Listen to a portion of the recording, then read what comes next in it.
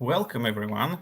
I welcome you to the Wake Up HEX show today without KNTX, but Dasbaum has a guest for us, Crypto Beau.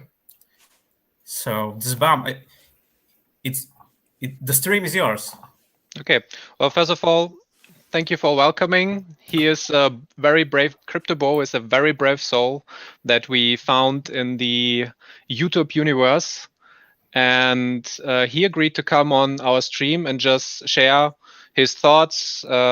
He is very concerned about HEX. He made a video asking if it's a scam. And he comes from a perspective where he is completely new. He just heard about it 1 week ago, if I remember correctly.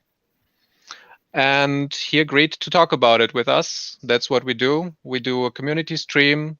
So we set up a sort of debate,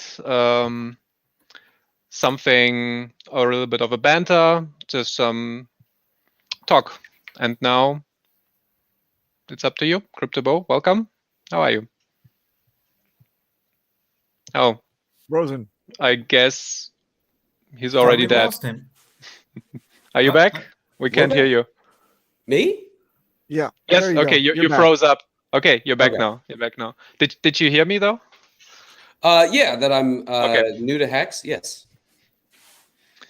Okay. So, tell us a little bit what we usually do on the Discourse Syndicate streams is tell us a little bit about yourself. What's your story in crypto? How did you get to it? How did you find HEX and so on? So what is your story basically?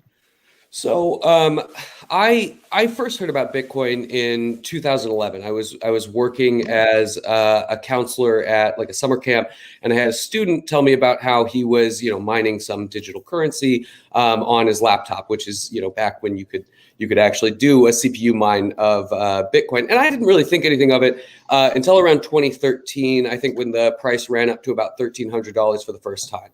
And that's what, sort of piqued my interest. Obviously we had a dip, like shortly thereafter. And that's when I sort of got in and started diving in. I wasn't a computer science major in college. I was a mathematics and economics major. And so, reading the white paper, it clicked because if you distill Bitcoin down to two words, it would be, economics and mathematics, secured by mathematics and economics. Right.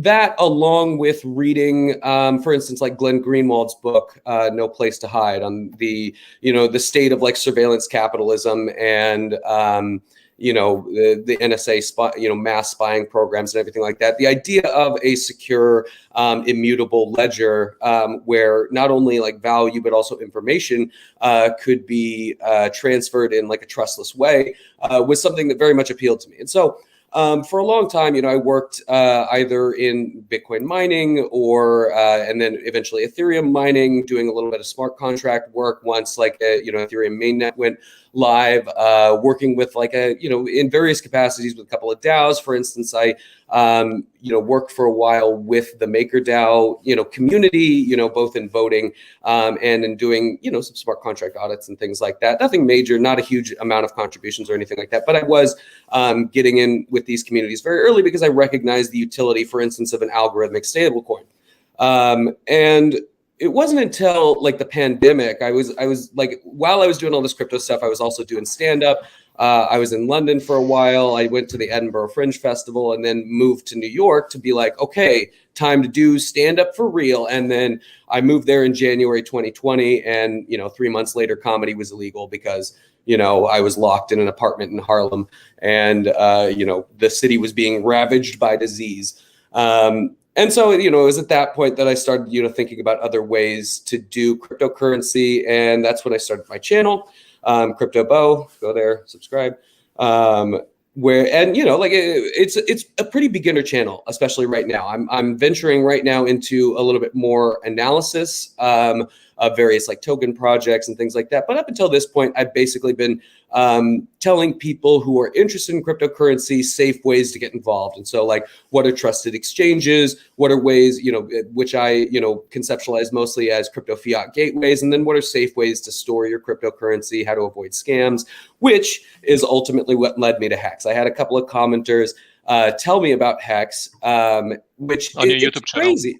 Yeah, on my YouTube channel. And then I had a personal friend also ask me about Hex.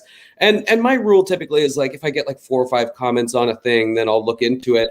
And so that video that I put out was just sort of my initial reaction looking at the marketing material on the Hex website. So when I go there, it's, you know, I make the point in the video that like it looks a little bit like the SafeMoon page. You know, obviously the tokenomics and the smart contract that define the token, you know, the token are different. And, you know, SafeMoon is much more clearly a scam. But you know, they both, you know, share this marketing push where the thing that they're trying to get you to do, you know, hex.com and safemoon.org or whatever the fuck it is, are funneling you in using sales tactics into funding, you know, buying Hex in the liquidity pool. And so that's something that like is just sort of a red flag for me in token projects. And that's the point that's the initial point that I make in that video. Yeah, you in the very beginning you also mentioned that the website is focused on buying, that it's right there. So your concern is that if it's focused on buying and if the market material is talking about the tokenomics of the coin, then it's a high risk and it's most likely a scam because of other things like SafeMoon and anything that went to zero, anything that's rug pulled in the past. That's your concern? No, my concern is that when a token project focuses rather than focusing on like the tech or being very like, you know, developer focused of like, hey, we want developers to integrate this into their platforms. We're building, you know, X, Y, and Z thing that can exist as a building block in a larger ecosystem. If instead the marketing and advertising is solely based around you know, funneling new users, people who maybe don't know anything about cryptocurrency and can't, you know, look into smart contracts themselves, into buying a token that they don't know a lot about, that to me is a red flag. And that's not necessary. It doesn't necessarily follow that something that does that is a scam. I'm saying that it is indicative of, you know, that things that are scams do that. And you know, like I've seen interviews with Richard Hart where he's talking about how, you know, they use, you know, Hex uses scam tactics, scam marketing tactics. Yes, because we want to save, right, theoretically to save the people that are falling for these usually. That's the whole idea behind it. Yes, that's right. Right. So you not only looked at the market material, you also plunged a little bit into Hex, Richard Hart Hex live streams that he did. Yeah, what's funny is I had never heard of Richard, and maybe this is the biggest insult I can get before. on this. Before that, I had never heard of Richard Hart. Even for Bitcoin. Yeah, like back I know. in the day, he calls out Satoshi on stage. Yeah. He's been an OG in Bitcoin. It's wild that I've never heard of this motherfucker. He mined Bitcoin the same time you found out about it. Yeah. I guess I was just, like, he's such a personality, you know, and it's like I try not to. Yeah. I mean, he's a cult of personality, right? Like that's like sort of the ultimate conclusion that I've come to is that like that Hex exists, and so like, you know, to answer your earlier question, right? Like this idea that we're saving you know, investors from other scam projects. It's like, well, yeah, that makes sense, you know, like in a sense, but when more and more people are buying into this, the huge whales, you know, like the large individuals who, you know, the large owners who have had Hex for quite some time. So people who got like the Bitcoin airdrop, for instance, are incentivized to also, you know, like sort of pump the price of the token. And the people who really benefit are the gigantic holders, people like Richard Hart himself. And so you could say that like these people are being saved from other scams. It's like, okay, well, maybe that's true, but it comes at the cost of enriching personally Richard Hart.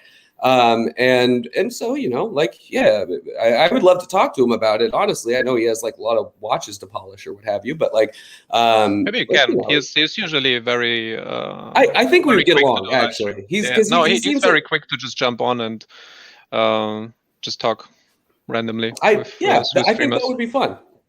But yeah, so yeah. So about the fact that it's set up to get people in, I would argue that all the projects do that, and ultimately you have this meme of going around I'm in it for the tech, but nobody in crypto is. Most people are here for the gains. This is the highest appreciating asset, and the people buy the stuff that pumps the highest. That's why you have all those pump and dump groups. But there is no dump in HEX. It's pump and pump. We just keep getting new highs. If you look at the chart for the last 2 years, there is ups, a little bit of down, and then it's up again. And there is a new up and a new up, and it just keeps going. There is no end in sight. And because of what the seems... mechanics are in the background. Right, because there's no incentive to kill the coin, right? You know, like especially for the large holders. Like, and so one of the things that I, you know, like sort of was looking into is there's these like large addresses. Like I have a couple pulled up, you know, in my like notes. There's a $3 billion HEX address, you know, unstaked. 2 points. In fact, there's two here. 2.7 billion HEX addresses, right? And I watched a stream of yours the other day where you were explaining, I think it was like explaining the price dump. And someone made the point that there was like a wallet that was sort of dumping the price. It was when it was getting down to about 26. Obviously, we're at about 21 right now.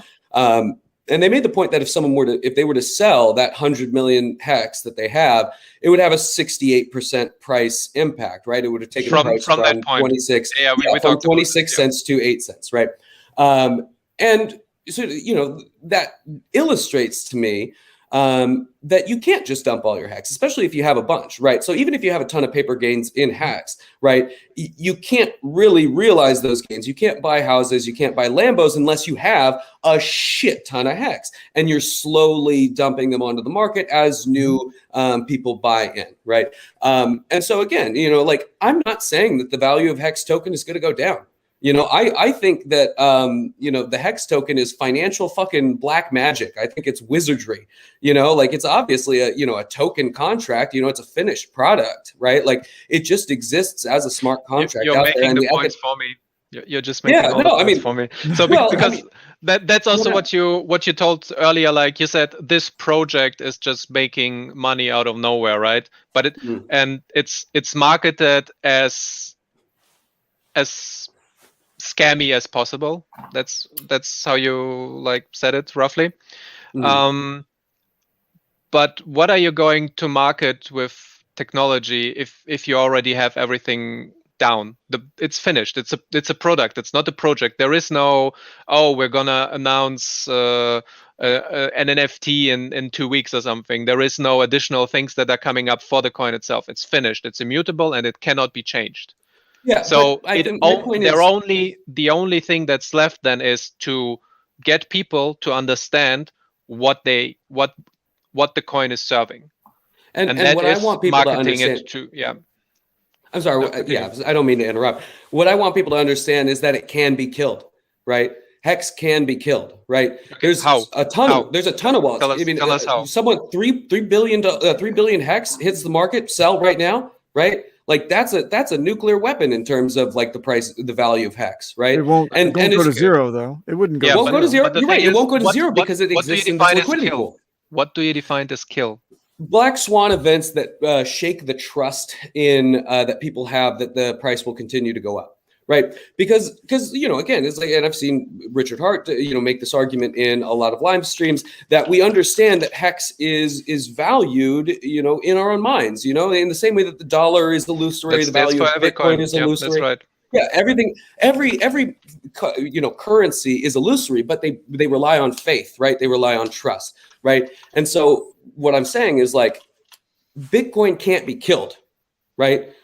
Can a government kill Bitcoin, right? Have they not tried? Have banks not tried to kill Bitcoin? There's no single point of failure, right? That's the beauty of the system. It's the beauty of the decentralized like mining mechanism and everything like that. But HEX could be killed if someone put a gun to Richard Hart's head. No. I don't want you to set up just statements like this. I want you to say how it's going to be killed. Because what is the difference between Bitcoin and a token on Ethereum? What is the killing effect that's going to kill it? So because what is the difference between somebody selling 3 billion Bitcoin worth and selling 3 billion HEX? Yeah, market depth. And the fact that, like, you know, I mean, you look at Elon Musk, right? Elon Musk and Tesla, when they bought a bunch of, you know, Bitcoin and then sold billions to what, $10 billion worth of Bitcoin to prove that it had the liquidity, right? Okay. That It you could sounds to make me those that big. you're talking about is gonna kill the current price structure. It's not gonna kill the coin. Yeah, well, but if it kills the current price structure, do you not think that that would have an effect on the faith that people have in the system, right? Like if it No. went, if you had a 99%, I mean but that's conjecture, right? Your That's- idea is that's that a- if there was a that's the difference 99% opinion that we price have. reduction, yeah, I That's guess, the I difference in suppose. opinion we have, because we did have in the first few years, we did have a 90% drop in Ethereum and in Bitcoin. Yeah. And people saw this as a buying opportunity. It's one of the best buying opportunities that you had. Bitcoin dumps to death. Everybody thought it's over. 90%. Yeah, And so these people guys, went I mean, in. It went into a bear market for 2 years or something. yeah, but you could conceive of other scenarios, you know, scenarios under which, like, the SEC No. starts investigating HEX, you know, like. Please stay on this point. No, but we're moving away from killing. I do want to stay on this point, because you still didn't say what is the killing effect. Again, killing And means lack difference of to trust. Bitcoin. That you destroy people's trust in the system. You destroy people's trust in the currency, right? And what I'm saying when I bring up those other scenarios is that I could imagine multiple scenarios under which you know, people would no longer believe in HEX, right? A lot of them revolve around Richard Hart, honestly. But like, you know, and obviously there is a community that has grown up around him. And, you know, there's a HEX community that, you know, maybe people will continue to believe in it, but the people that are enriching themselves are HEX, like the God Whale, right? Like all these early investors who have incredible amounts of HEX, you know, they have billions and billions of dollars theoretically of HEX that are all paper gains right now. And, you know, new investors are getting in, putting in thousands of dollars here and there, hundreds of dollars here and there.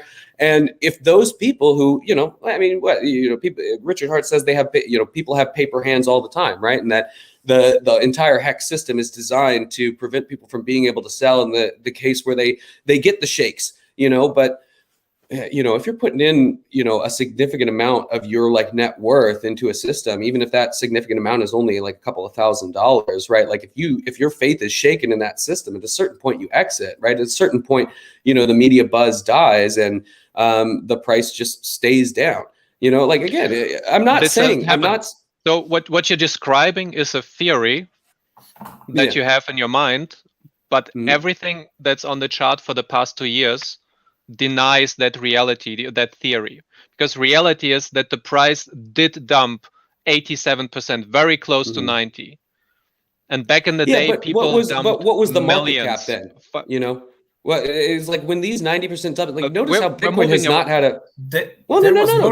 We're moving away again to a different topic. So the market cap is completely separate. So we're still on the topic of killing it off and killing the price structure. Well, and that's, again, it's like you have to, if there's sell pressure, right, that forces the price down, then you have to have a corollary buy pressure in order to force the price back up, right? So like this theory, right, this idea that we'll have 90% drops, and that's just a function of the system. But it's not a theory, because we can see on the chart that it's happened. It's happened in the past. Whenever there is a substantial drop, it has been going up, and we can show it on the chart.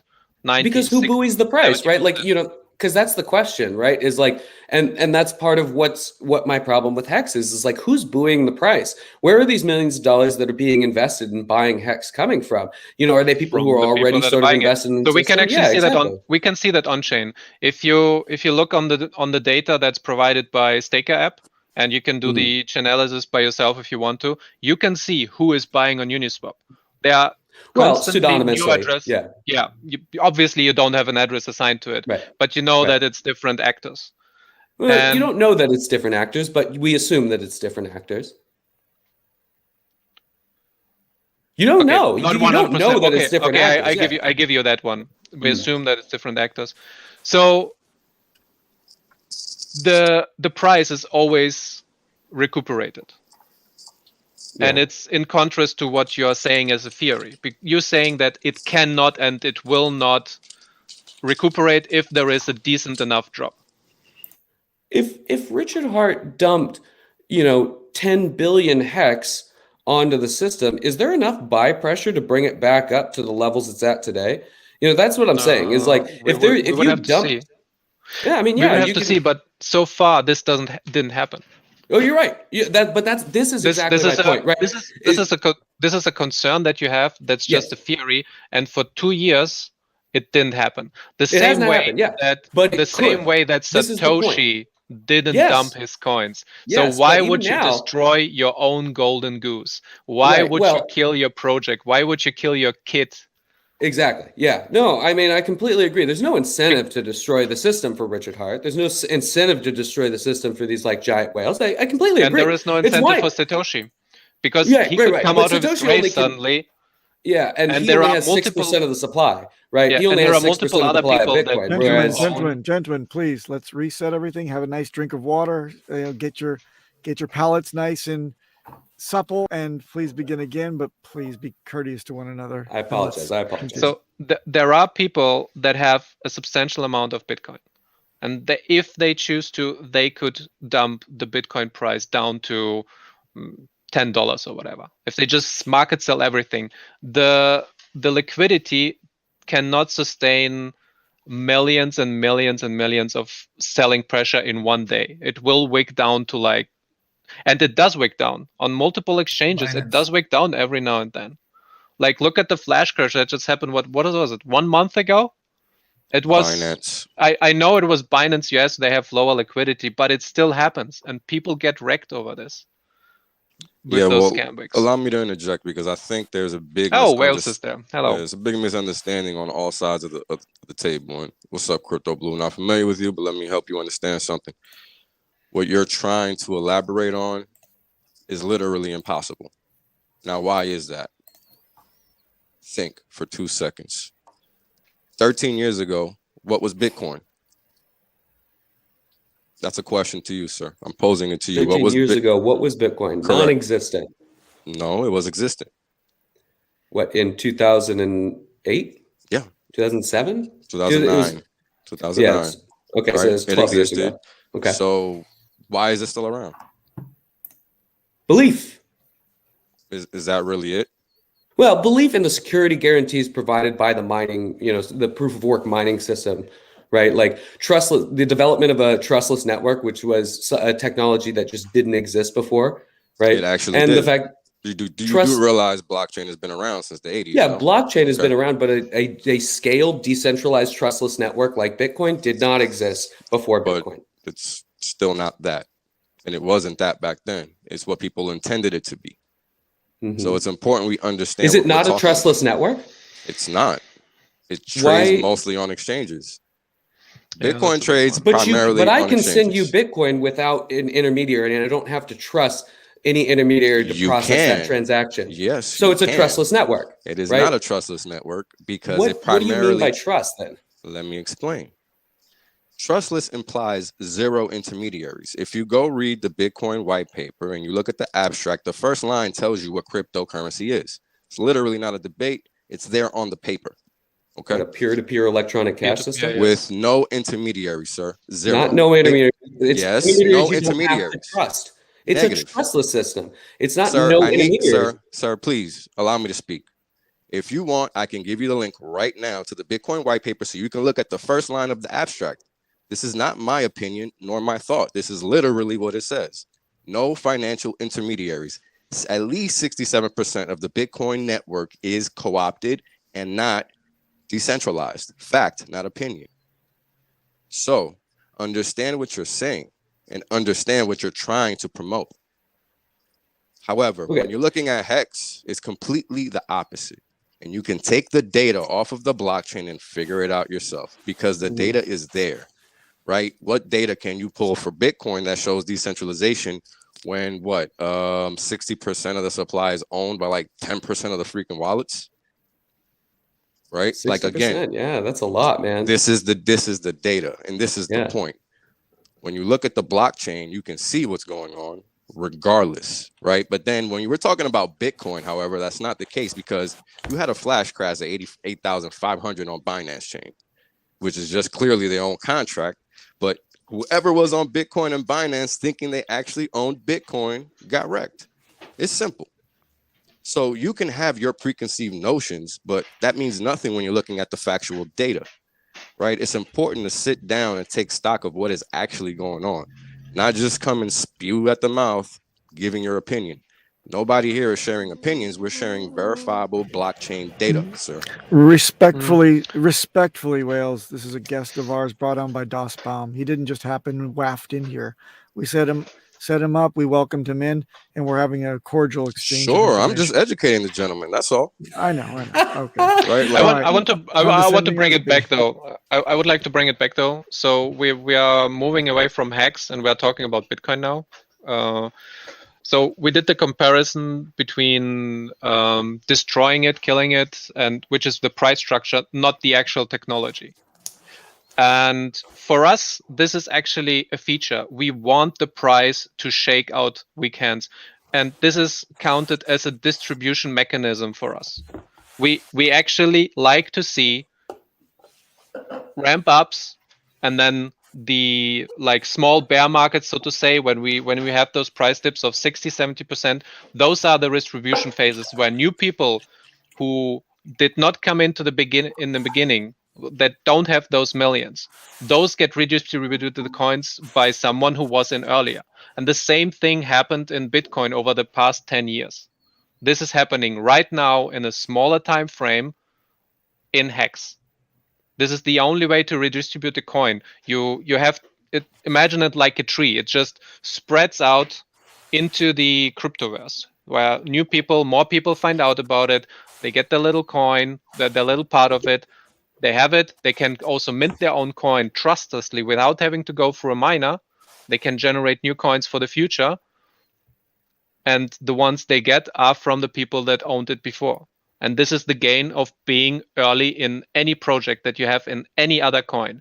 If you found a technology where you're the early adopter, you have a somewhat bigger gain than somebody who comes in later or even as a lagger who is like in 20, 30 years. Like there's still people who don't have electric toothbrushes or whatever, right? So I do think that this point that you're making is interesting. And let's table this idea of talking about like price crashes or whatever and the function of like the price stability mechanisms, and talk a little bit about like adoption, right? You're right. Like early adopters always are going to, benefit the most from, whatever technology they've created, right? Like you could argue Satoshi. Look at Bitcoin, look at Ethereum. Yeah. Right. You look at Ethereum. Yeah. I mean, I was there pretty early for Ethereum as well. And so being able to see these trends and understand that these are becoming like fundamental, like building blocks of like the financial infrastructure, for instance, and seeing that before they happen is a very valuable skill. And so I would ask, what does HEX become, right? Does HEX become the global reserve currency? Like what is the end game for HEX? The end game is to be a CD. Nothing else. It's just monetizing your time. You're parking your purchasing power for a limited amount of time, and you get gains out of that. So, are you ever able to buy things with HEX? No, but you're also not able to buy things with Bitcoin or Ethereum. You always have to transfer it to something else. Okay. Not always, but sure. How is that not true? Oh, people will accept Bitcoin for cars. I mean, have you ever tried to buy a car on like Craigslist and someone's been like, I'd accept cryptocurrency, and then you say which cryptocurrency, and they say basically Bitcoin. Sometimes Ethereum, but not like those. Okay, but wait, let me address that, Wells. So you are comparing something that's been here for 12 years versus something that's been here for 2 years. Right, and so that's what I'm saying is what is the end game? Does HEX supplant that? Let me just finish the thought. When Bitcoin was 2 years old, there was no one buying cars with Bitcoin. Right. And the goal of Bitcoin was to get to sort of where we are here now and then further. And so my question is, okay, for 2 years, where do you go from here? What is the end goal? Are people buying cars with HEX 10 years from now? Hopefully, yeah. And this is the end goal, I would say, for every crypto, because you want to have enough buy-in from the old economic system where it becomes a circulating thing sorry, I'm missing a little bit the words here, but you want the ecosystem to be self-sufficient. You do not want to go back into the fiat world. Once there is enough users onboarded, the exchange doesn't happen in the old fiat world anymore. It happens, everything is happening online, on the blockchain, peer-to-peer. You want at some point after 10, 20, 30 years, you want to get rid of the banking system or only use it for like small stuff in the world. But for example, what happened to me personally is I sent a transaction between my friends, which was much, much faster to deal with than having to go through the banking system. And we just did that within 10 seconds, and that's it. Yeah. Technology allowed by, the development of the first trustless peer-to-peer network, Bitcoin, right? Like it's all founded on that technology. But my point is, like, why then do we value things in dollars, right? Like, why are price stability mechanisms in dollars, right? Like, if dollars will continue to exist, and we always like presuppose the existence of dollars to decide the value and decide the like times return of HEX, like, how will HEX ever supplant a system that's like almost entirely valued in dollars?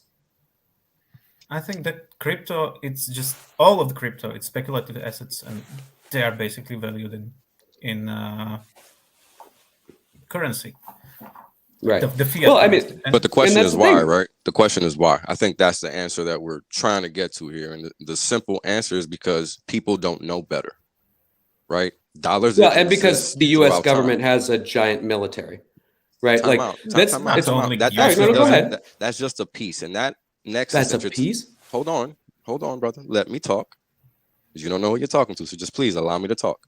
You're right. I don't know That Be military. friendly, Wales. That military nexus you're talking about specifically is for offshore only. It doesn't apply to those of us that actually use.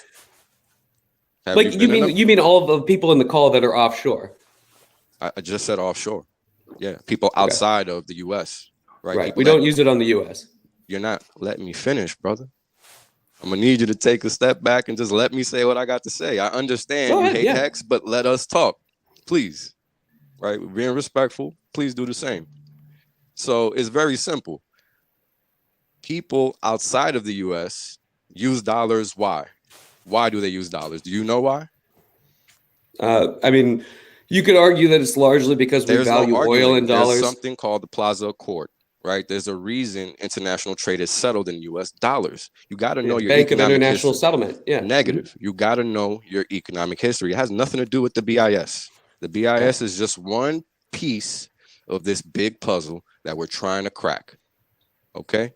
So you have to understand the dollar is the world reserve currency since 1971 for a reason.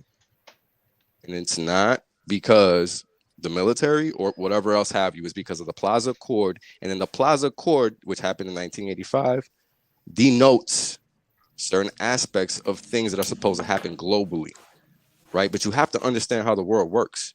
Everything isn't going to be on paper. Everything is going to be presented to the masses so that they can figure it out. This is why people think the dollar is going to be here forever. But guess what? Not a single global reserve currency has ever lasted more than 50 years.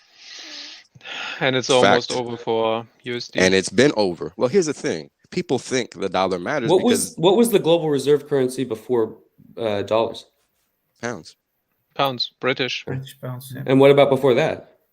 I think it was either the French, the Netherlands, or whatever Netherlands had. No. I think it was Spain or France's currency. And they were global, like because I mean the global international order has only existed for the past 100 years. No. Yeah, but no, those big that's not true. Whoever controlled like the roads on water and the roads on land, who had the most economic reach, those were usually the currencies. And from what I remember is it's US now, British before, Netherlands in between for 20, 30 years, and before that Spanish. And before that, I think China. But all of those currencies were based on hard currency or hard money reserves, right? Like they were all based on gold, silver.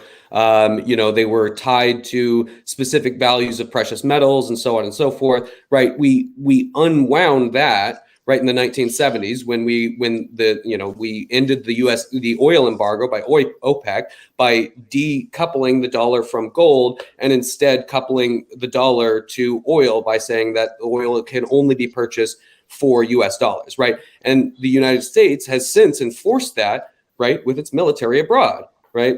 Like there is no bigger pillar to the US dollar dominance than the United States military. My point in saying that is HEX doesn't have a military. Oh my God. All right, brother, let me help you out. Because if Please. that was the case, why does Bitcoin matter? Because Bitcoin doesn't have a military. Yeah, Bitcoin is valued in dollars as well, right? Like I was hoping that cryptocurrency, specifically Bitcoin, would ultimately supplant the power of the Right. US dollar, right? So and let me help you. well, no, hold on.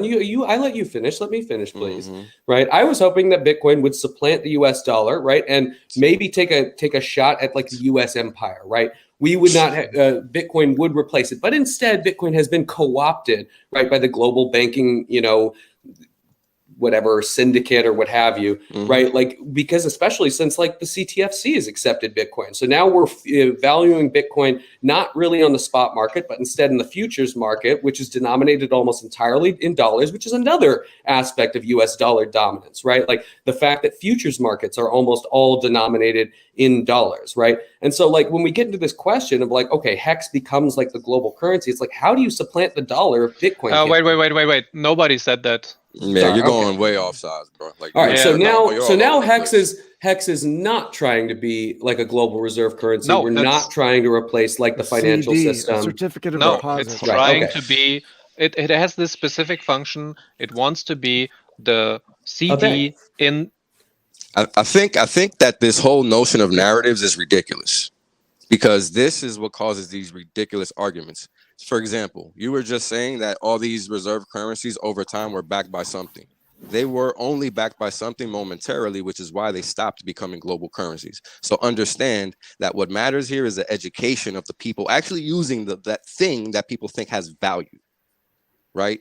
Why We're do getting people a still little use? bit far away It's with not this. far. I'm bringing it right back. Why do people still use Bring dollars? it back to HEX.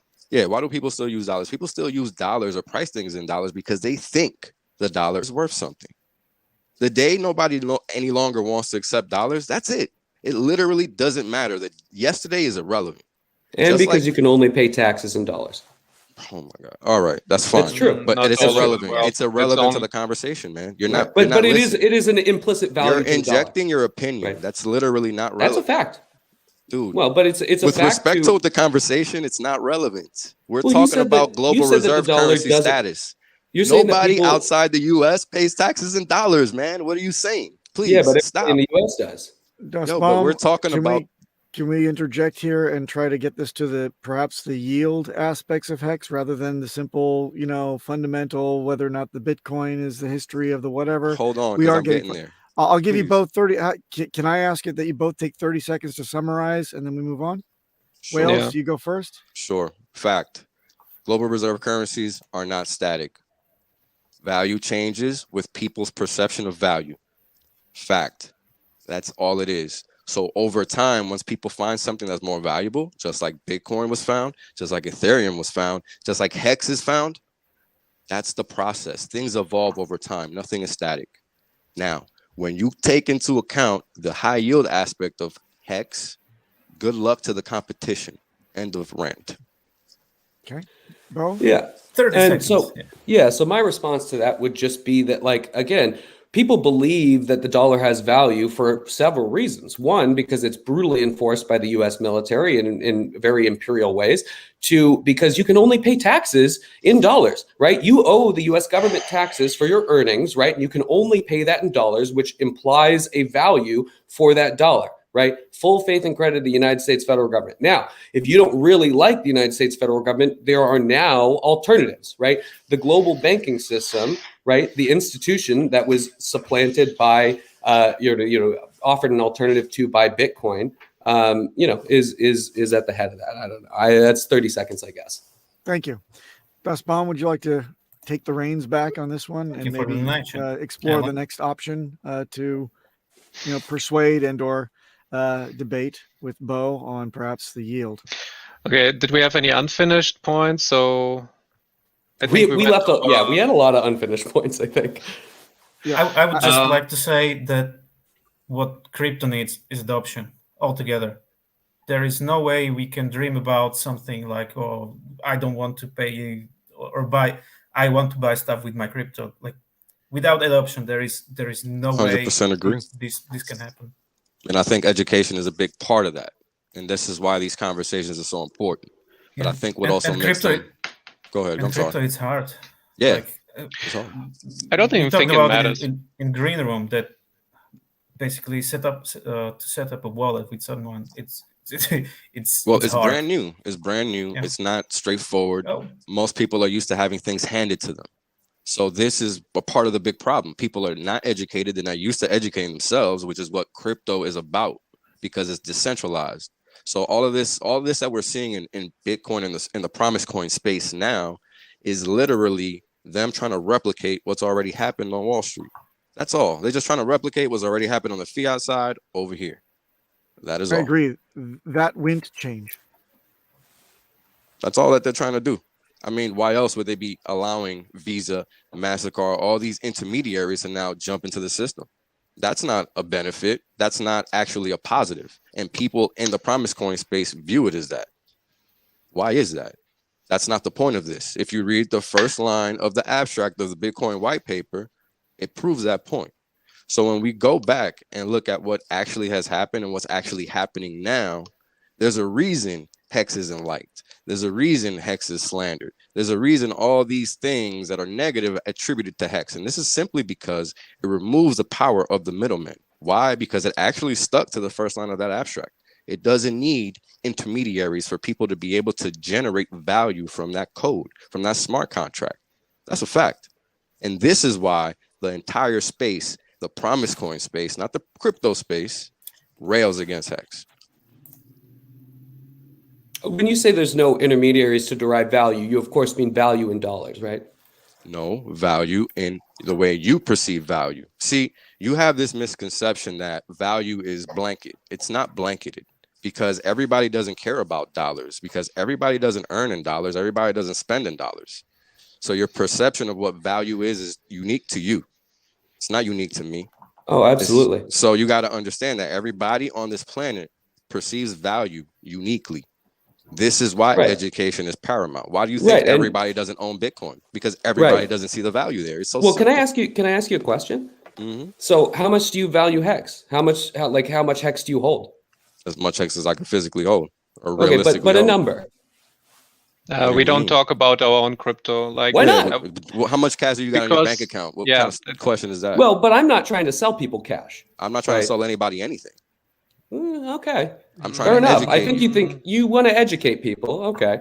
You want to educate people about how much HEX is better. And I think that it is relevant to that discussion how much HEX you hold, right? Like, no, because you can just say that you hold. You can be... Well, but you could also prove it. You can say that you are a holder of something. So you already say that you have some agenda behind it, if you want to say it. I am a HEX holder. I'm talking positively about it. Of course, but you I'm don't a Bitcoin have to. holder. I like Bitcoin. You know, so but how you many don't have movies to have you been to attach a since number you to like that. movies? Like, how many Gentlemen. DVDs do you own? That's a pretty redundant question. Right, but you're asking people to invest money. We're not asking people to do anything. We're educating people. Bring I understand that you have to. Stop, I understand that you have to.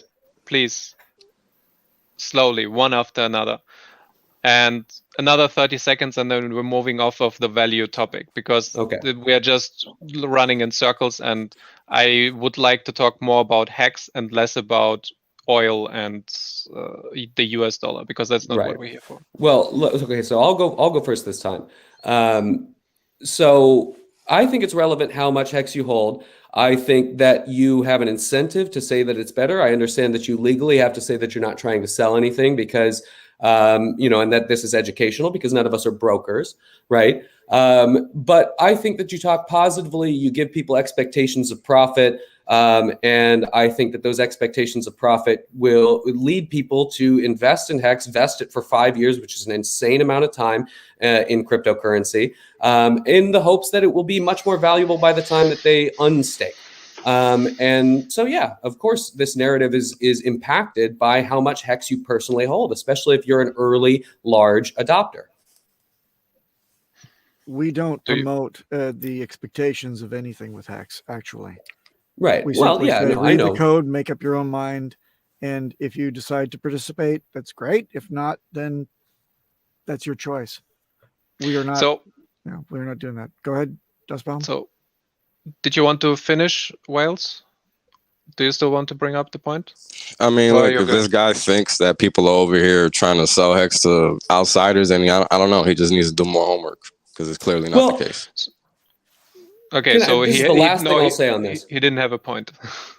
Well, but he does, and it's like I wanna. There was a stream I saw of yours the other day where you were talking about, again, that same stream where we were talking about price impact, where someone mentioned that if the price went down to 8 cents, then their recent onboards would cry, right? So people are being onboarded, right? That they had mentioned that they had onboarded 3 to 5 doctors or something like that. That was in Richard Hart's stream, right?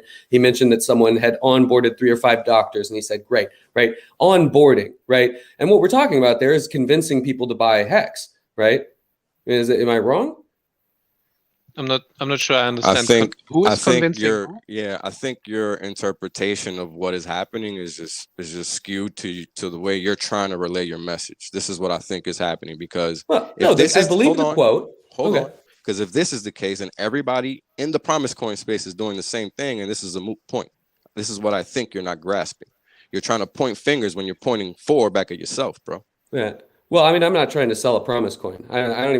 Promise coin is a new word to me, honestly. Well, that's because you don't know what crypto is, so you're welcome. Yeah, that's true. I do need to be educated. So I'm actually a little bit lost here because you're just bantering between each other now on this world and Bitcoin topic.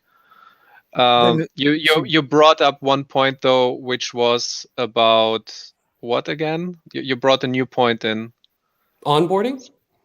No, not before that. I don't remember.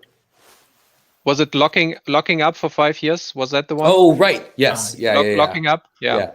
So nobody is forced to lock up for 5 years. You can choose to participate, but you can also just with any other coin, you can just take the gains. It's anybody who has been in Hex for the past 1.5 years, except for the last month or so, is up. That's true. Yeah. So,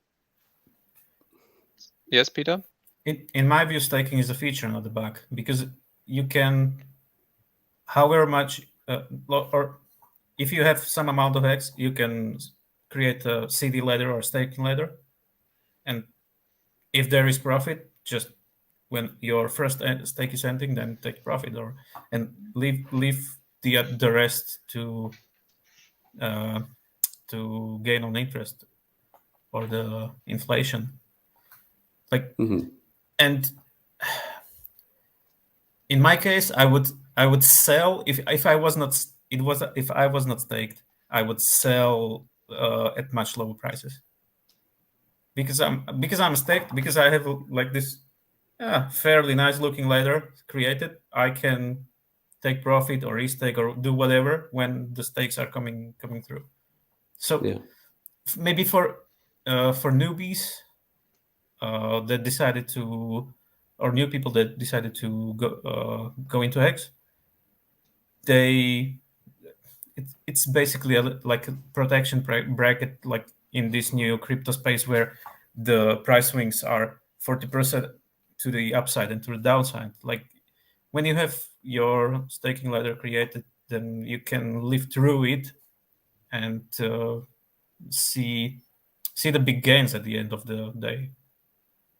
Yeah, I mean, no, I agree. I do think like this is part of why I think. Oh, sorry. Does someone else have something to say? Or no, go ahead. Okay, this is why I think that Hex is what I call financial black magic.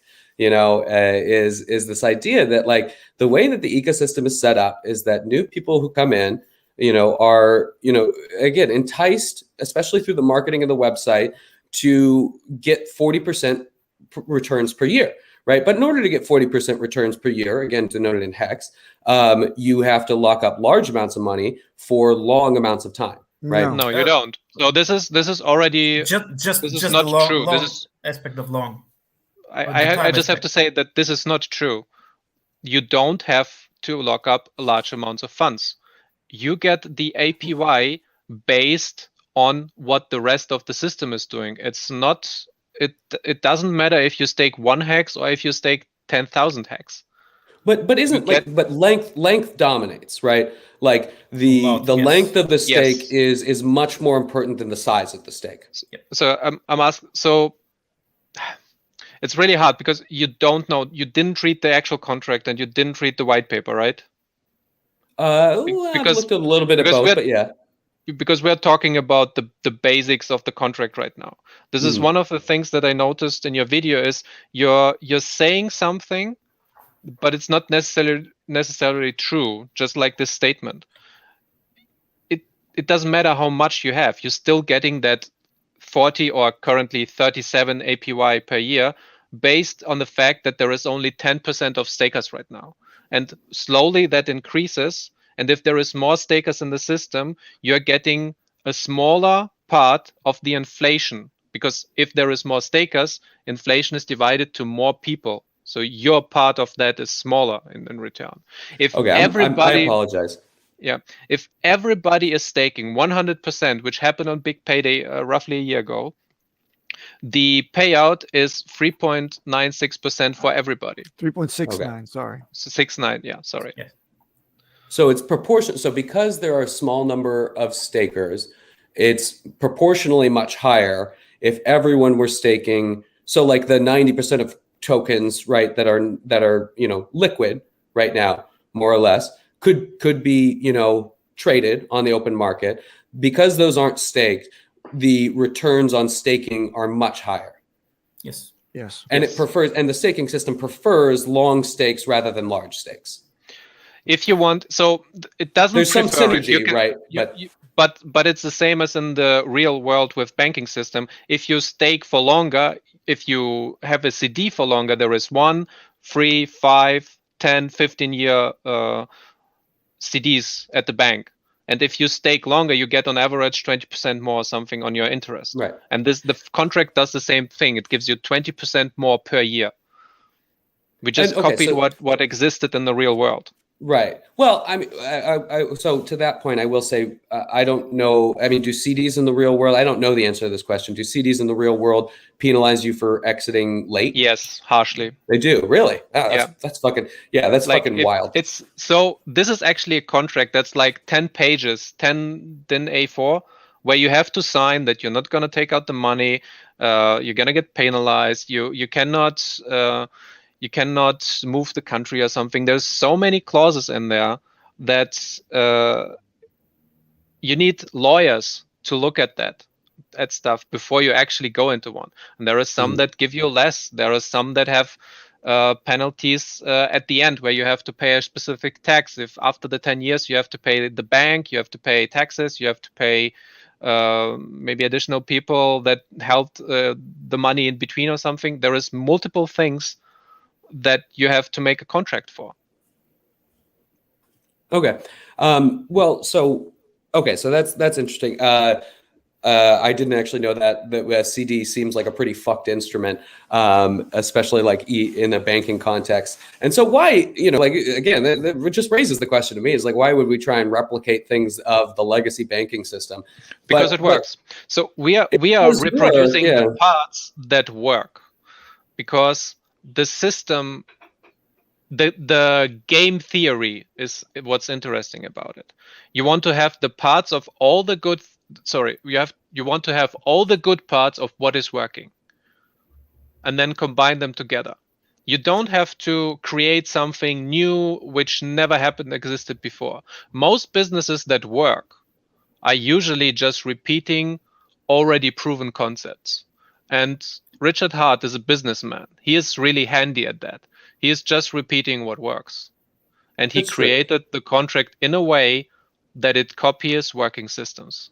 So my what I'll call probably, I mean, I know we're wrapping up here. I mean, I don't know how much longer y'all have. I have some time, but I do have to go. Time. Okay. But you have to go. So I would like to extend this on another day on your channel, on this channel.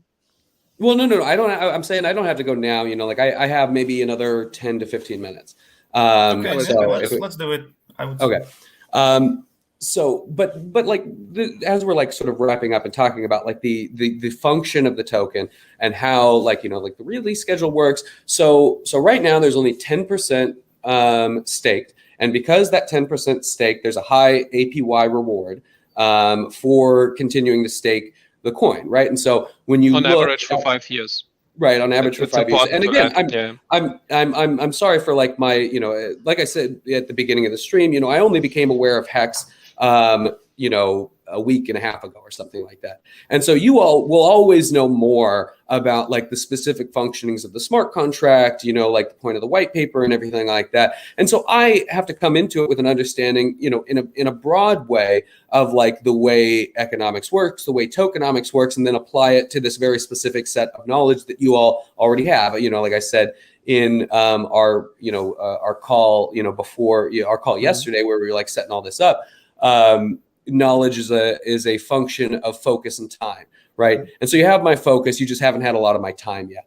Beau, if I may, we've covered, I think, to cover your understanding of HEX from the ground up is one thing, but to focus on, with the little time that we have left together, to focus on those points that still remain sticking points or questionable to you, we'd love to hear those first, and then maybe we can enlighten. How's that? Yeah, that's absolutely, that would be lovely, because that's exactly where I was going with this, is this idea that my concern with the HEX system is that you have these large holders who have had it for quite some time. You know, I'm not accusing you all, right, of being that.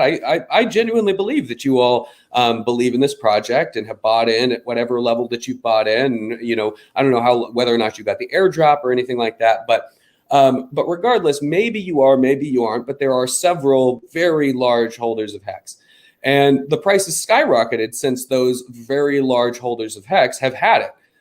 So they, on paper, have made an incredible amount of money. And so now when I look at the marketing material, when I look at the advertising, when I look at the community growing up around it, a lot of it is based on this idea that if you put your money in the system and you lock it up, then you will get these, you know, pretty crazy returns, you know, whether it's 5 years or 10 years, you know, 15 years, I guess at the largest outset, like you lock up your funds, which makes you illiquid, right? So if you need money, you know, if you're someone who doesn't have a ton of money and you put, you know, $5,000 of your $10,000 savings in it, if you need that $5,000 immediately, if you need it, it's cut in half, right? And so like being able to predict in the future, having a CD is something that's good for people who have like a shit ton of money that they know they're not going to need to touch that money for 5 to 10 years or something like that. Someone who's making money almost exclusively on investments rather than having to work, you know, every day of their life. And so I think it may be harmful for those people to invest in this token. Right? Especially when they're forced to lock up, because what happens is they buy, it forces the price up, then they are unable to sell, right? Because they're locked in CDs. And the people that are able to sell are the people that are liquid, which are the people who have had HEX for quite some time, right? So They're the large your holders. point is, it seems extractive to me. It seems like there are large whales that are extracting value from new, smaller investors as they continue to pump the price by locking up their money. What I understood from that is that because people are stupid, they shouldn't invest.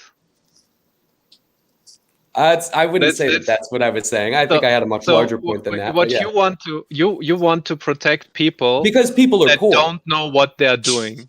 I don't think because they're stupid. I think because they're poor, right? Most people are poor. But then we cannot decide for other people what they do or don't do. Yeah, that's true. We offer them a solution that works, and we tell them how it works. So it basically, works unless it doesn't. Yeah. Basically, we're saying this is a hammer, but if somebody decides to hit himself with the hammer on the head, that's not our fault. Like, you shouldn't invest your last 5,000. Like, that's not the point. That counts for all the investments in the world. It's not specific to HEX. But as we established earlier, you know, Richard Hart has even admitted that he uses scam tactics, right? And who do scam tactics work against best, right? They work against people who are gambling addicts. They work against people who are looking for huge gains and don't have a ton of money, right? They work hardest against the poor, right? No, and that's my problem. We didn't say scam tactics. We said Richard Hart did. The website uses advertisement that's similar to what scammy projects use, if I remember correctly. Mm-hmm. Now, but please go ahead. Okay, go ahead. No, go ahead. Go ahead, Wells. I know you were waiting. No, it's all good. So I think what I'd like to say is the reason HEX is superior is simply because it has actual product market fit. There is no yield on the planet, period. So everybody's looking for yield. Whether they know HEX exists or not is irrelevant. Everybody's looking for yield. Now, what you said earlier, right, about people allocating their last $10,000, $5,000, whatever have you, I'm just going to say once again, nobody is forced to stake anything. Okay, that's completely optional. Please, nobody is forced to stake anything. Staking is optional. You want to buy a HEX and not stake it? That's your problem. Nobody else's. Once again, as Dasbaum has relayed numerous times, we're here to explain how it works. We're not here to tell you what to do with your funds. It's not our prerogative. In fact, we actually don't care. And if you understand the system fully, you would see that we're actually doing you a favor by letting you know how it works, because we lose out. We lose out on yield. On our daily payout. That's right. Yep. So we don't actually win by others entering the system, because the fact is, because we were in so early, let me finish, because we were in so early, we benefit the most because there's less people in the pool, right? If you go to a pool or a beach, you don't want to go to a packed beach or pool, right? You actually want some space. And this is kind of the same thing here, but this provides a real world solution that people actually need. Well, and my question on that is, you say that you lose out, and I assume you're saying that you lose out because of the dilution that you get as a result of inflation, right? Correct. How has inflation impacted the price so far? Dilution as a function of people entering the system, not inflation. Inflation is constant. It's always going to be the same here because it's designed to be the same. But we're calculating value, in terms of like dollars and cents, right? Like return, when we're talking about return, and again, I don't want to get back into that value discussion, but we're talking about return here, and you're saying you lose out, but you lose out through dilution as a result of inflation, but that inflation isn't having an effect on price, right? What's having an effect on price is new people entering the market. Buying and selling. That's what's and it's pushing it up. Buying and selling is what affects price, not anything else. If people are buying and selling HEX, well, price is going to go up and down, just like it's supposed to. Now, if people are buying HEX and staking it, well, then supply is going to disappear. So price is going to go up even faster. Simple. If people are ending their stakes and they're selling their HEX, well, price is going to go down. Simple. This is a true market here. You've never seen anything like it because it honestly doesn't exist, because everything has a third party that's going to do whatever they want in a centralized exchange sense, right? If you've been in any market for more than a year, you know what I'm talking about. And if you haven't, then you're probably not going to know. But you see a lot of wash trading, a lot of this, a lot of that, a lot of third-party activity. Go ahead, Peter, if you want to jump in there. Yeah. In regards to inflation, HEX has a delayed inflation, because all the deferred. Okay, sorry. All the inflation only hits the market, can hit the market when people end their stakes, and HEX is another feature. We can see when all the stakes are ending, so you as maybe a small investor can look at the charts where the lowest amount of stakes are ending. So you can plan for the future behavior of the market, or you can guess. You can guess it. You cannot say that it will. The price will be higher at this point, because nobody knows. But you can guess that possibly this amount of HEX will hit the market, and you can plan for it. Yeah, I think the thing you can't plan for is the 90% of liquid HEX, right? Like the 90% of the token supply, right, which is currently liquid, right? So you can plan around the 10% that's staked, right, and have some maybe predictability. But again, this sort of like wild card of the 90% liquid HEX that could hit the market at any time, that to me seems like something you can't plan for. That argument exists in any other coin, and it's not specific to HEX. You have other coins that are. It doesn't exist in every other coin. What coin doesn't exist in? Well, for instance, in Bitcoin, Satoshi only It does holds 6% exist in of the total Bitcoin. supply. Wait. Million. You're mixing up 6%. time frames. You're mixing up time frames here. You are comparing Bitcoin now to HEX in 10 years. Yeah, When I guess. Bitcoin launched in the very beginning, Satoshi owned 100% of the total supply of Bitcoin, of But the when we're- circulating supply. But what I'm saying is when we're talking about what people should invest in and whether or not they should buy Bitcoin versus HEX, right? Yeah, but like we're talking you're about making- current market conditions, right? We're talking about wait. opportunity costs. Wait, you're running away with the point again. You made the argument that Bitcoin in the very first year is a bad investment because Satoshi was the only one mining it. No, I mean, This at is the your time, argument. there was no market for it. You know, at There the time. there was a market in 2009 in the Bitcoin forum on Bitcoin Talk. Sure, People yeah. were exchanging it peer to peer.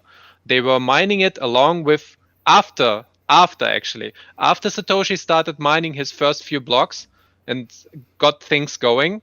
People started to mine it with their CPUs and started to exchange it for fun. And then the And what Bitcoin I'm pizza saying is came. now you can anticipate like basically all the Bitcoins on the market. You know, there's 6% that's sitting in Satoshi's wallet that's never moved. But otherwise, you know, I'm saying the difference here is if I'm looking right now at like, do I want to buy Bitcoin or do I want to buy HEX? Right now, okay, there's 6% unaccounted for in Bitcoin. There's 90% unaccounted for in HEX. Right? You know, They hit the market. Mt. Gox's coins are coming up for sale here shortly. In the Right, next couple days. and what That would percentage of the absolutely tank Bitcoin price. supply do they tank the price? I mean, you know, there's 2,000 like wallets that own 50%. Any one of those wallets that market sells all their coins on the market destroys the price of Bitcoin. That's true. That is true. It's the same. It's the same thing. Same I effect. mean, I think that there is a question of market depth, and I think that there is a much larger market depth. Again, as we talked about a little bit earlier, given that Bitcoin is now on the futures market.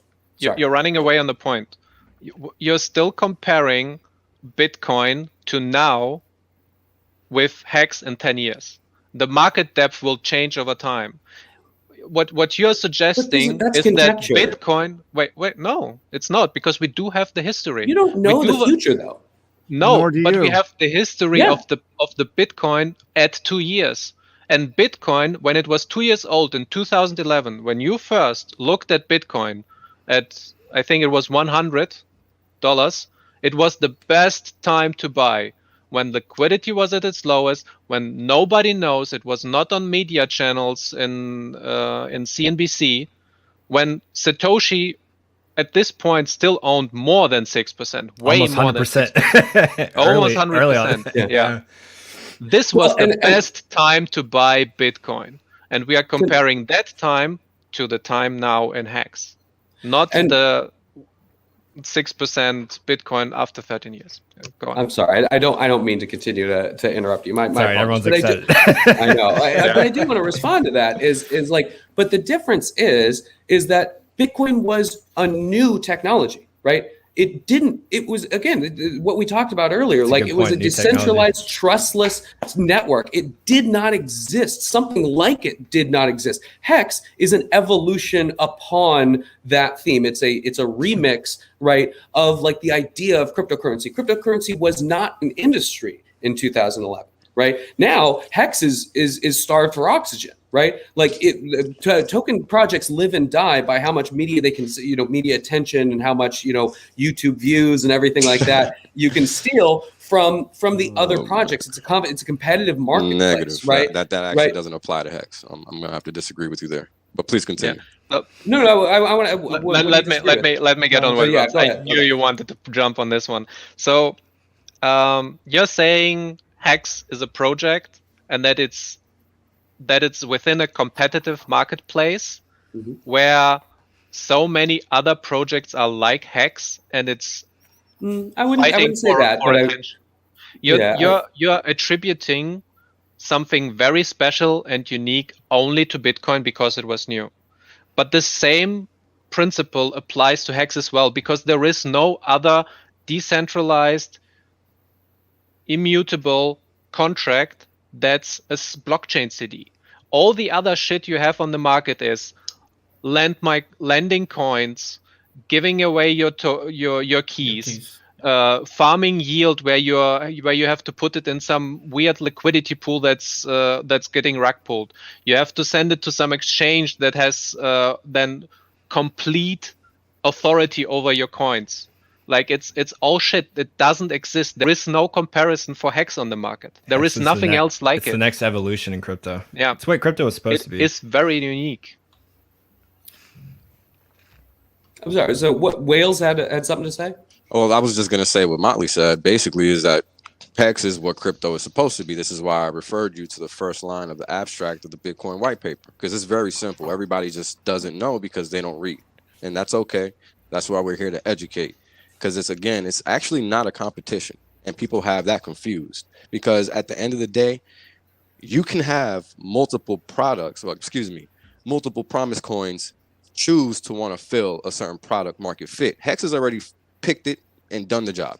We don't need. It is completed. It's completed. It was designed for its market fit. It was We don't designed to be a need- better store value. Yeah, we don't need marketing, promoting YouTube and all that nonsense. People just need to understand that this product exists just like everything else that's out there that exists and is a product, so that they can then benefit from it as well, because it serves a specific function. It's not here to be a meme. It's not here to do anything. It's here to do what it's designed to do and nothing further. So I think that a lot of people lend confusion to that simple fact, because they're conflating what they think they know with what is, right? And I think it's important that when we talk about these things, that we separate the two, right? Like we were crisscrossing times talking about Bitcoin 13 years ago versus HEX now, or talking about HEX now versus Bitcoin right now. You can't do that because they're not the same, right? And it's important that we keep in mind that everything isn't the same.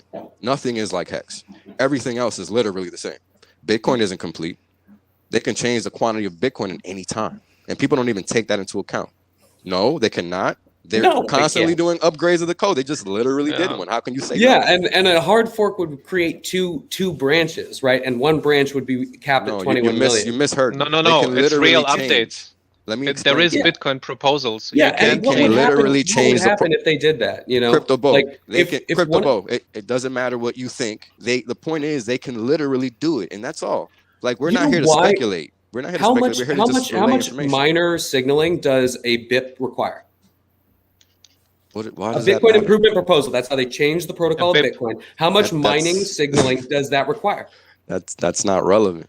Yes, it is. If they can No, it's change it not. at any time, the only way they change The it is through protocol? consensus How do of protocols miners, change? right? Yeah, they change through consensus of miners, right? 95% consensus is what's required. That's why Bitcoin and Bitcoin Cash split, because they didn't get to 95% consensus on whatever the fuck, SegWit, right? Like a protocol upgrade requires consensus of the miners. They can't just change it at any time, right? Okay. It requires a BIP requires, there's a protocol for changing, right? Sure. The protocol.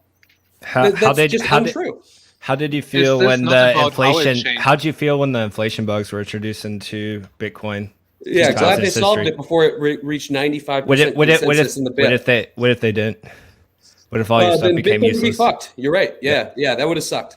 It would have really sucked. Would you prefer to have it immutable, and just since it is just a store value and you gain value by not selling it, trading it for a Lambo, pizza, what have you, and just not having it being able to be changed, actually immutable? Or would you rather these updates to old code that these developers don't know what it actually affects, and this is how you get those issues, those inflation bugs? Next thing you know, this whole go ahead. This argument also applies to HEX. Right, you say it's No, it immutable, doesn't. right? No, it doesn't. Is it? Well, hold on. Let me finish my point. Yeah. It is an immutable smart I'll counter. contract, right? It is on the Ethereum network. But if your argument is that like these bugs introduced into the base layer can affect like the Bitcoin protocol or what have you, right? Bugs introduced into the Ethereum protocol through Ethereum updates or through Pulse Chain updates, right? When you guys switch over to Pulse Chain, right? Those base layer updates can have just as much of an effect. In fact, you could clear the balances of every HEX holder with an Ethereum update, right? Like that's the difference. That's Ethereum and Ethereum Cash. No, Or, it's not. Ethereum Classic. No, right? no, it's not, because all the history is already stored, so we could literally just upload it to a new chain. You can just just like we're doing with Pulse Chain, you can just migrate over. It's the same Absolutely. thing. Which is, you know, So the why, base, what you would so do the with base Bitcoin. layer is irrelevant. Right. Well, but what I'm saying is like those You would same reconstruct bugs can be Bitcoin? introduced. Yeah. Well, no. Yeah. You would just go to a new chain, right? The history's all there. The blockchain's all there, right? You would not accept those new updates, right? In the same way that you wouldn't accept the updates You would that take invalidate HEX. Bitcoin to a new chain. But those, I mean, Bitcoin would be its own chain. Like, but you get the You'd argument have that to you're rebuild saying. it. You're saying that the Bitcoin code that's running could just, at a certain point, a bug could be introduced. You could always revert back to the version of the code that did not have the inflation bug, right? And continue mining on that chain, right? In the same way that is possible in the Bitcoin chain, in Pulse chain, in Ethereum, if one of the developers fucks up and there's like an inflation bug, whether that inflation bug affects the Pulse token, the Ethereum token, or the HEX token, right? Those things can be introduced. And you're saying, oh, no, it's secure, right? It is. So we can always revert back. So Bitcoin's being Same affected. thing applies to Bitcoin. You're having to go after the base layer, which again, it doesn't affect us. Your actual product is flawed in the fact that it's not immutable, where Hex is, and you're having to go after the base layer. It's not your base layer would affect you. I mean, you can't deny that a failure of the base layer of the Hex protocol would affect you, right? Like a failure of the Ethereum protocol or the Pulse chain, when it switches over, that would affect Hex. Would it not? I disagree. False. No, it does not. The failure of the base layer it's a would different not destroy. product from the base layer. You have to understand the construction But it of the operates protocol. like this. Yeah, exactly. It's a stack, right? Understand. It relies on the consensus that exists in the base layer. That's why it's the base layer. Crypto Beau, understand the product that is Hex itself, that protocol operates in conjunction with the blockchain. It does not need to be on the blockchain. This is why we can take it and move it to another chain. You understand? Doesn't need to be on the blockchain. Well, yeah, I guess that's the evolution. So let me of explain. Doesn't need to be on a blockchain. You have to understand that Hex is a smart contract. It's a smart contract. Okay. So it's not like Bitcoin in that sense that it is its own blockchain. It has its own database. It is its own database. It doesn't need Ethereum. This is why you can take it and put it elsewhere. Otherwise, you would have to have a whole brand new Hex put on Pulse chain. And that's not what's happening. All you're taking is you're copying and pasting. That's it. And that's why you can do it, because no matter what, Hex is always the same, because it's complete and it cannot be altered. Yeah, smart contracts are fucking cool, man. I love smart contracts. And on that note, actually, like I would love to continue talking. I do have to go, unfortunately. No. I know I got to be moving on. I really do want to come back though, because I'm very I thought this was a really, like obviously I was wrong in some things, that obviously like I did learn a lot like over the course of this discussion. What did you learn? Can you summarize for us? Well, I learned about the tokenomics, right? I was specifically about like the difference between like length and size of stake, and like how that exists in proportionality to the liquid. The fact that APY is so high is a direct result of the liquidity. All the 90% liquid. Hex token. So again, I am appreciative for being educated in the ways that I was educated. I thought this was a really fun discussion. I'm really interested to talk about a couple of things that I've thought about but didn't bring up. Specifically, I want to talk about Pulse Chain, because I'm interested in what that development is going to look like, and I'm really interested in the God Whale. Is fascinating to me, and also I think some of the mysticism that surrounds Hex, like the 369 and all these sorts of things that I think it's just numbers. Yeah, that's the least interesting part. I wanted to dive into it though because it interests me. Real quick, Crypto Beau, I didn't hear it before I got on. Did you ever look into? Did you ever? And this is about as far as you can get into Hex, but with the T-share system, and we won't have this conversation now because it can go lengthy. But did you hear about those or understand it?